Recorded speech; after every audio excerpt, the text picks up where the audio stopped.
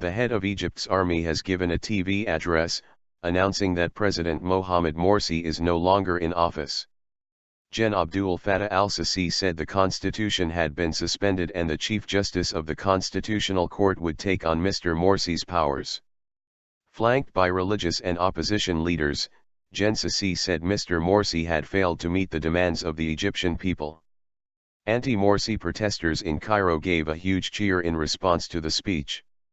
The army's move to depose the president follows 4 days of mass street demonstrations against Mr Morsi, and an ultimatum issued by the military which expired on Wednesday afternoon.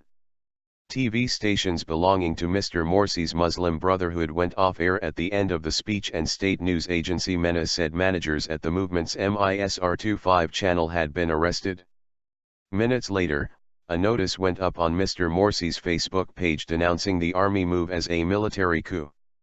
The statement asked Egyptian citizens, both civilians and military, to abide by the constitution and the law and not to respond to this coup. The ousted leader's current whereabouts are unclear. However, earlier reports said security forces had imposed a travel ban on both him and other leading figures in the Muslim Brotherhood. Roadmap for the future.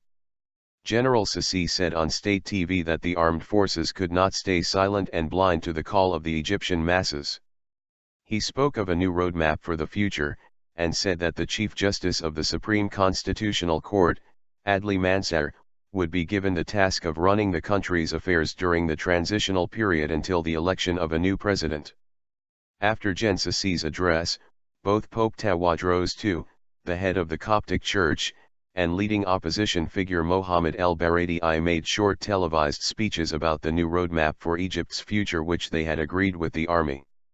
Mr. el-Baradei said the roadmap aimed for national reconciliation and represented a fresh start to the January 2011 revolution.